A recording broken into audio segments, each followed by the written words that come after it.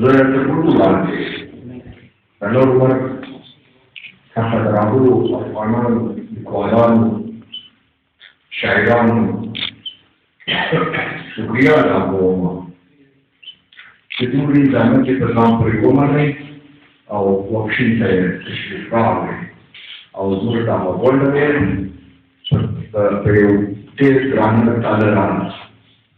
وپسولله. زه عموما زه یو خبره کوم یو سړی په یو غونډه کې په صدارت یا په مېلمانه خصوصي پیل ناست وي نو چې دی کول غواړي هلته به یې ډېر ډېر نور ځای وکړي د هغه د اړین چې دا څه ووایم او زه بس هغه خبرې راټولوم د خلک سوړېدو وایي د یو څو خبرې مې ستاسو اجازه چې ضرور یې وکړم او زه د دې خپلې وینا شروعات په خپل شعر سره کوم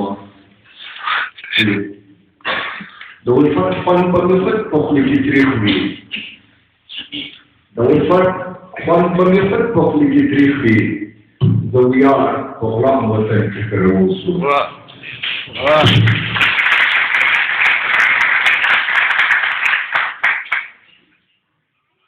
لکه کله چې مې وویل چې ځینې خبرې به ما کولې هغه رفیقي صاحب راڅخه وکړې کړې ما به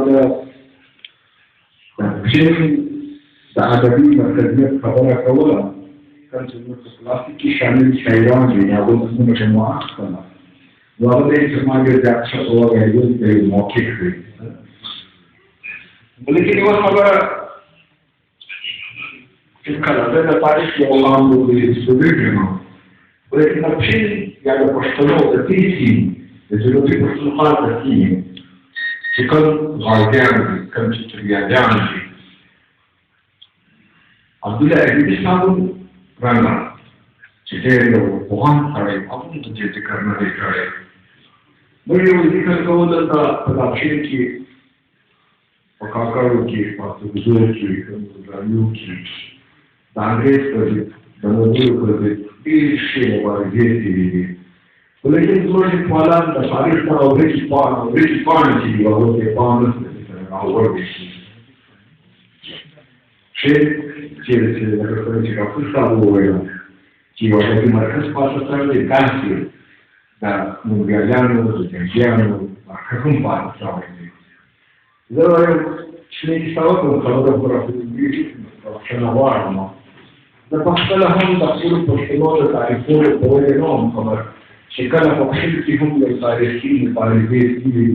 نښتې سوي دي چې په هغه کې د کښل وطن په دا خاوره کې میشته وو ترزو کاکړانو ترینانو په مشترکه توګه د افغانستان د خلکو په مرسته د انګریزانو توضیح باندې یو ډېره کلکه مبارزه کړې ده چې اتفاق د هغوی کلتور د جنګ څخه منتشر وشو. د دې معنی دا نه ده چې د جنګ کلتوري کړی وي په دې کې کاکړان وي نمونه شته په دې کې سیدان وي نمونه شته په دې کې ارګزي وي نمونه شته دا خبره دلته پراته وه. زه چې څنګه په خبره کړم چې بخښنه غواړم چې ما ویل موږ یې څنګه په خپله نه ده کړې زه بله زور کې چې هلته استاد وم پوهنتون یې دغسې په کالج کې یو وخت مې دغسې کتاب راواخیستی د لایبري څخه افغانستان په نامه باندې پیلس د انګریزي پوهنتون هغوی د لنډن ډېر لیکلی دا کتاب په اردو کې ما څه پرې خبره راغله د ماول د جنګ ذکر چې کړی وي نو ویلو چې تر دې زیاته بده ماته وه انګریز ته تر ټوله به یې د دې کې چې ورکول شوی د هغه کلتور په جنګ کې ورکول شوی هغه ته یې کلتور چې غلط وویل چې بیا ووایه نو بیا مې وویل بیا مې ډېره کړنه څه وکړله بیا مې څه وکړلې دا خبره موږ کوشش کړی وي ځینې وختونه راته لیکلي وي هغه به را بسپېره کړي وي او خپل کام ته به یې وړاندې کړی وي. مطلب دا دی چې هغه مبارزه تر اوسه پاتې ده هغه مبارزه تر اوسه په سخت نه ده رسېدلې بلکې اوس په پښتانه د ډېره ګډه ستونزو سره مخامخ دي. هغه ګریټ ډریم چې دی ورته وایي د انګرېزانو د دغه تر مابین چې کوم جنګ د روسیانو راغلی جنګ د پښتنو په خاوره باندې شروع دی. خیر زه په خپل سیاسي عکس نه غواړم چې ډېر واستم، خو زما دلته راغلي افغانانو یارانو دوستانو ته یو خبره کړې ده چې لکه مونږ ستا په فاصلو کې څه په اوسني ادب او د پښتنو په چاپېریال باندې ډېرې خبرې وکړه نه. نو زه که چېرې ستاسو اجازه وي نو د اوسني پښتنو د ادب او د سیاست او د فیوچریزم په اړه ډېرې خبرې وکړم نه. څه کول پکار دي موږ ته کوم چې حالات او شرایط موږ ته پېښ دي په دې کې باید چې څه وکړو. اوسني پښتانه لکه څنګه چې سره په دې باندې خبر دي د کوشو تر عذاب لاندې دي څلورو په پنځو ځایونو باندې تقسیم دي او یو سرنوشت تر اوسه پورې نه دی ټاکل شوی. سوال دا دی چې په دې کې چې زموږ سیاسي مبارک خلک لګیا دي، زموږ سیاسي ګوندونه لګیا دي، په دې کې مهمه برخه باید ما دا خیال وي چې هغه زموږ یو شي. په دنیا کې چې هر یو انقلاب راغلی دی، قومي انقلاب دا غوګان دي، نو فکري انقلاب راغلی د انقلاب پراخ چې واخله د روس او افغانانو تر انقلاب پورې یا د چین تر انقلاب پورې د مولوي تر انقلاب پورې نه. اوس دا ذهن جوړول د خپل موضوع ته تیارول چې هغه راڅول د پاسون پاو کول هغه سیاسي خلک د مخکوزي کوي. په روس کې تاسو که افراد کې ورټیر نه وي، رسول نه وي، د دیوګان نه وي، نو د افراد انقلاب قانون نه راځي. مطلب دا دی چې موږ دا پښتانه دي په امان ناست دي، دا شاعران چې ناست دي. ما دا خیال دی چې دا په اوسني صورتحال کې چې موږ کوم پښتانه یو د ګلوبلایزیشن په حواله چې پښتنو ته کوم سترې مسلې پیښ دي، نو چې کوم نیشنل کوېسچن دی هغه په دغه ګلوبلایزیشن کې په دغه بین الاقوامي حالاتو کې په دا اجتماعیت په حواله باندې هغه ته زموږ یو نوی اپروچ پکار دی چې ملي یووالی غواړي، چې موږ د کوشو د آزاده ځواک خلاصوو. نو په دې کې بګاري خبره چې دا موږ په ارام باندې کوی په رشوت چې اشاره ورته وکړه. یو فکري انقلاب راوستل او پاچانو ته یو لاین اف ایکشن په لاس ورکول دا زموږ فرض جوړېږي. تجزیه کول، تحلیل کول. که څه ورته شکایتونه خو لرو د خپلو ګوندونو چې هغه موږ خلکو سره ارتباط نه نیسي،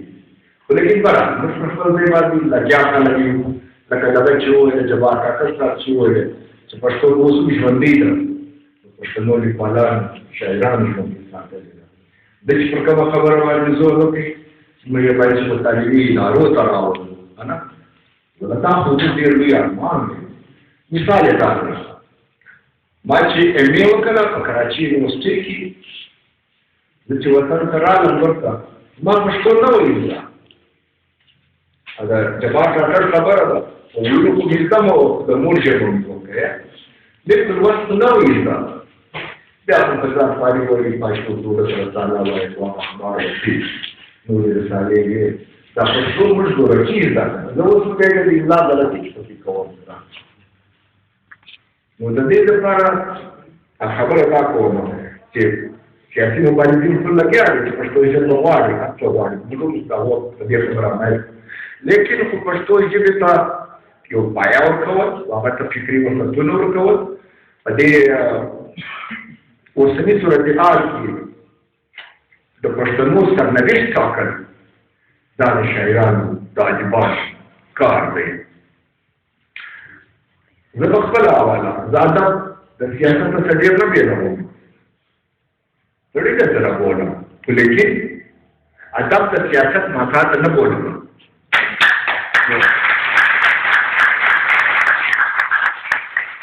بلکې سیاسي پوهان چې دي، رهبري چې ده، هغه زموږ پر لارو دي، زموږ د فکر قدر وکړي، بیا به تر یو منزله رسي. زه کله کله چې سره مو خبرې ما ټول ځوانان سیاسیان الفان دا ډېر راځي. نور کوم سړی زموږ سابق په دې په موخه نه دی چې په دې کې موږ چې روشن فکران دي هغه برخه نه لري. په ګوته باندې موږ ما درې کسان یادول چې موږ په سیاسو ګوندونو کې دي ولې هغه په ازاد فکر سره تجزیه کوي او د بد عمر هغه څوک نه مني په هغه خبره وایي وایه وره ځان په پوکه او زما به ومنه نو ځان عمر زموږ دا نن سبا چې کومه مسله ده دا یو ډېره ستړې موږ ته پېښه ده چې زه یو خبره کوم د هغه د ذمهواري پر ځان پر خپل په لیکوالانو پښتانه په خلکو په قبایلي خلکو پر ټول راچولې ده چې څه کول پکار دی په اوسني صورتحال کې څه کول پکار دی د لیکوالانو څه وظیفه جوړېږي سرکې له مخه د ناستو افغانانو د کندهار کوم چې زموږ درانه مېلمانه دي څو خبرې موږ سره وکړې ما ورته ویلې چې څو چې زموږ لیکوالان زموږ شاعران په نړیواله ادب باندې ځان خبر نه کړي د جمالیاتو په نوي فکرو باندې سمبال نه شي هغه په بین الاقوامي حواله باندې د نورو ژبو سره خپله ژبه سیال نه شي ګرځولی او د پښتو لمن ډېره پراخه نه کړي له بده مرغه پښتو تر اوسه لا د روایاتو په چوکاټ کې بنده ده تر اوسه خبره وکړه د دوو ادوارو د کلاسیک خبره وکړه بیا اوس د عصري ادب خبره وکړه نه لیکن زه عموما چې لکه څنګه چې ده وویله نه چې زه د دې شاعري دا څخه ډېر مایوسه یم ډېرښت ډېر دی رڼا کمه ورکوي دا د نن ادب بخښنه غواړم ما هم په هغو کې شامله یم چې را زه چې ډېر کړي رڼا یې کمه ده ولې دا زما یو مشاهده ده زه په دې کې شامل ځان دې نه تېروم سره د درویش صاحب چې موږ د فکر په جدیدیت باندې سر نه دی ښه زه چې کله د جدیدیت خبره کوم د دې معنا دا نه ده چې خپل کښ چې خپل تهذیب پرېږدم خپل اقدار پرېږدم خپل تاریخ ته شا وګرځوم نه زه د ماډرنیزم خبره نه کوم لیکن زه د فکر نو خبره ضرور کوم په ماډرنیزم کې او په ماډرنیټي کې فرق دی د انګرېزانو خوی او خاصیت خپلول دا ماډرنیزم دی خو په نړیواله سطح باندې نوی فکر خپلول پر هغه اساس باندې خپل کام راپورته کول او د خپل کام فکري وسطونه چې دي هغه آزادول او هغه د رجته او د روایتو څخه خلاصول دا زموږ تی ضرورت دی او دې ته باید چې موږ ته نظر وکړو که یا یو بله خبره چې زه عموما کوم ما څه ډېر خلک په دې باندې پابندي هم دي تضاد هم لري په ناستو خلکو کې هم لري د ما سره خطو کتابت هم کوي زه یو خبره کله کوم زه ادب باید چې موږ د عقیدې او د پښتو منفي افکارو د غلامۍ څخه آزاد کړو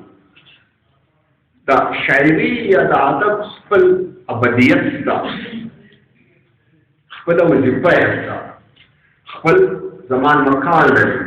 خپل یو کائنات لري د دې معنا دا نه که خدای نخواسته چې موږ مذهب یا عقیده چې هغه بدلو نه د هغه سره سم ورته ادب د ابدیت خبره کوو او دا زه د فریډریک نیشته په حواله باندې کوم ما دا ځینې دغه کې ما چې مقالې لیکلي په هغو کې حواله هم ورکړې ده زه په دې فخر کوم چې زه پښتون یم زه په دې فخر کوم چې زه مسلمان یم لیکن زه دا ضروري نه کولم چې زه په خپل ادبیاتو کې په خپله شاعري کې هم ځان پښتون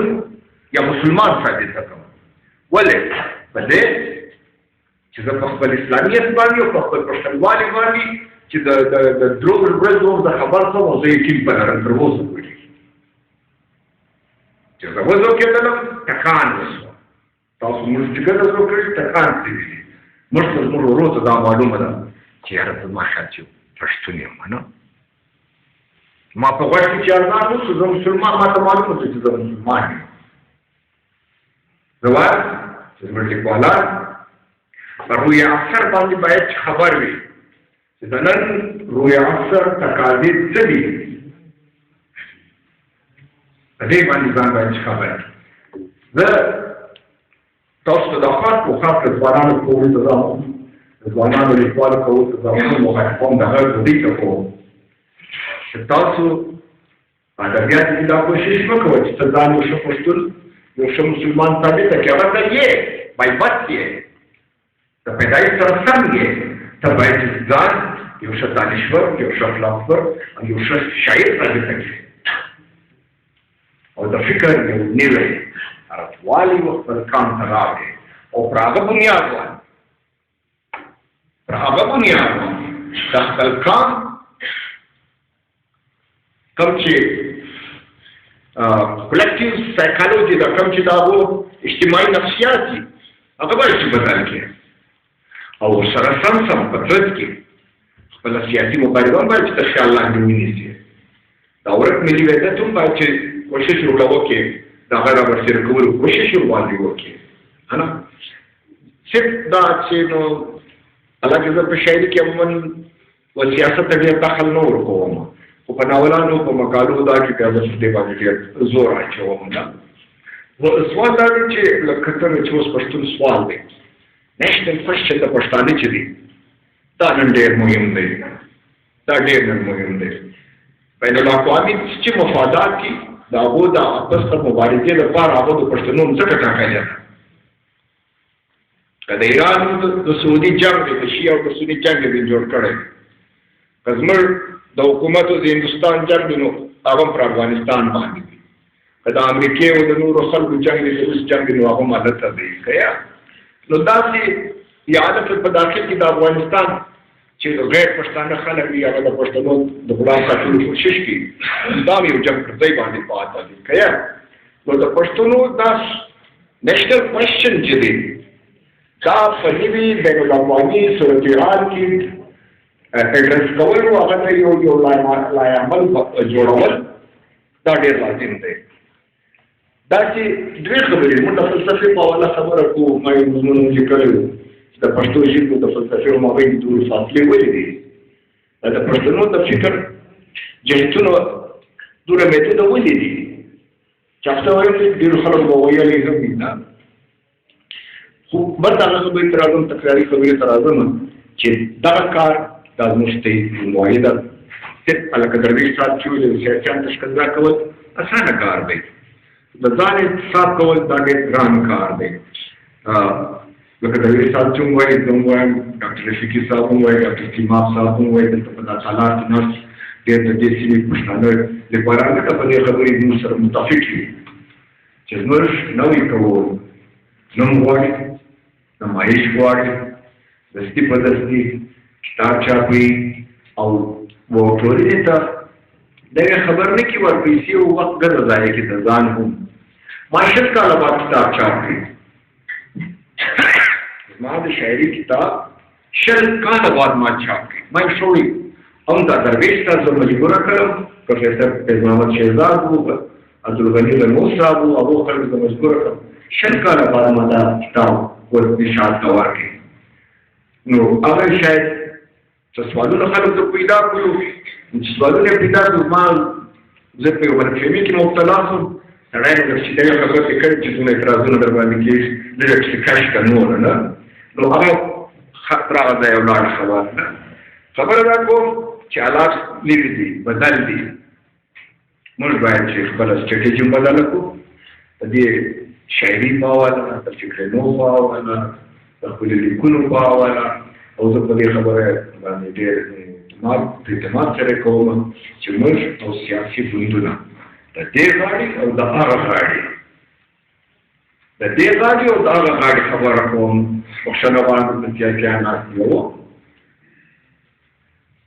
دا باید چې موږ یو بل ته لاس سره دا باید چې دا اوس دلته موږ ګورو افغانان په جلا خپل یو ساکټ کې په یو فریم کې په یو ډایرکټ سیاست کې موږ په جنوبي پښتونخوا کې په کوچني دایره کې ژوند کوو سیاست کوو په خیبر پښتونخوا کې بیا دا تقسیم باید چې نه وي زه بخښنه غواړم چې لیکوال د ما سره اتفاق نه لري په دې خبره باندې نه وایي ته چې یې نو انجویي کوې نه زه ته درسته تاریخ موږ ته انجویي شو ولې ده موږ څه وکړو خو لیکن ما دا خیال دی بخښنه غواړم چې تا به پر ایجنسیانو کو په پاکستان ډېره بده ولګېږي نه څنګه وایي باید چې تاسو بند وي انډرګراوند دي باید چې د کೃಷಿ په واړه غاړو باندې فرض دې خود وي دلته کې ګوندونه سیاست کوي دلته سوشلیستانو کمونیستانو لګیا دي په موږ شاتستان ملاقات راغلي موږ مجلس سره وکړي نه نو موږ دا یو ملي مبارزه ده په دې کې وطن دوست ملا مو شامل کوي په دې کې وطن دوست طالب مو شامل کوي دا اوس دا افغانانو سره خبرو مولا طالب اسلامیت او افغانیت باندې په داخل په افغانستان کې جنګي او چانه به کرای کړ مو یې منم چې ډېر احترام وکړ مګر چې د مل کرایه باندې دی هغه څه په باندې اختلاف درلود نو بخښنه غواړم خبره راته الټا شوله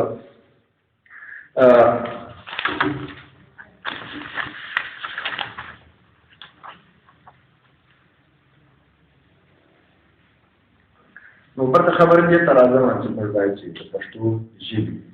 لمن ته یو پټ وسات ورکړو نړیواله کوم چې ادب دی بخښنه غواړم فاقي ژباړې نه دي کړې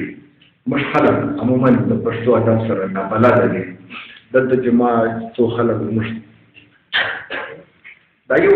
نوی خلک چې راغلو لکه دا دوست محمد خان کامل صاحب ونیسه بیا تر غني خان پورې بیا تر کلندر محمد صاحب پورې بیا دا خبره ده چې راغله هلته په هغه سیمه کې داسې د نوي فکر سره بلد خلک وو دلته په دې سیمه کې اوس هم ډېر خلک چې دي هغه فکر د نوي فکر سره بلد دي چې انګریزي ادب ته لارې لري ان بیا دا ټول ډاکټرانو ماسې وه بیا نور ډېر لوستلو خلکو ماسې وه چې پروفیشنل تعلیمونه یې کړي دي نو خلک اوس هم زموږ لیکوالانو دا چې دي هغه د روایتي ادب سره مخامخ دي هغه پرېزما دا خیال نه دی د پښتو سیاسي کوم چې کوېسچن دی هغه بدلېدی شي څوک به راته پوښتنه وکړي چې ته ولې په دې زور کوې زور په دې باندې کوم په نوي فکر باندې چې موږ په کار دی چې دا یو کار وکړو که موږ د نورو قومو سره سیالي غواړو نو باید چې یو فکري انقلاب د مخه راولو چې فکري انقلاب د مخه شي بیا د قومي انقلاب چې راځي او دا فکري انقلاب به څوک راولي دا موږ دا اخبار مسکینان دا موږ لیکوالان دا په چنجو باندې تنظیمونه جوړول دا نه د مزې خبره دا ده دلته قومي خلک هم نه دي پاټیانو خلک هم نه موږ ډېر مشران تر عزتمن مشران دلته نشته بخښنه ځای کې احساس دي هغه بیماره دي نه دي راغلي دلته سعادت الله صاحب نن تشریف نه لري ما تیار راکړی څو زه بخښنه غواړم د ناستې نه یم که نه څنګه به نه درتلی دغه احتسیال صاحب چې دی هغه بیمار دی ډېر ضعیفه دی دغه حال یې راکړی چې بخښنه غواړم زه نشم درتلی د دې زموږ په ښار کې عبدالباري عقیل صاحب دی چې پښتو ته ډېر خدمتونه لري خو لیکن نن ضعیفه دی نن په پښو نه چلتی نو دلته د موږ سره موجود نه دی د آغوش دلته غیر موجودګي شي دا یا زموږ د وطن نور خلک دلته چې تنظیمونه دي د هغو دلته ځینې ملګري ما ته په نظر نه راځي او یا په پټه کې چې زموږ ډېر ملګري دي تنظیمونه لري هغه ما ته دلته په نظر نه راځي له بده مرغه په دا لیکوالانو کې دغه تعصب هم ډېر دی دا یو بیا یو بله بدمرغي ده چې موږ په منځ کې ده نه